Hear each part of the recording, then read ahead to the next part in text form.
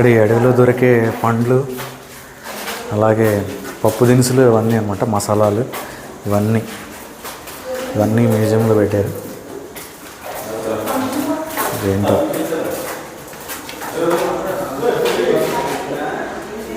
పప్పు దినుసు.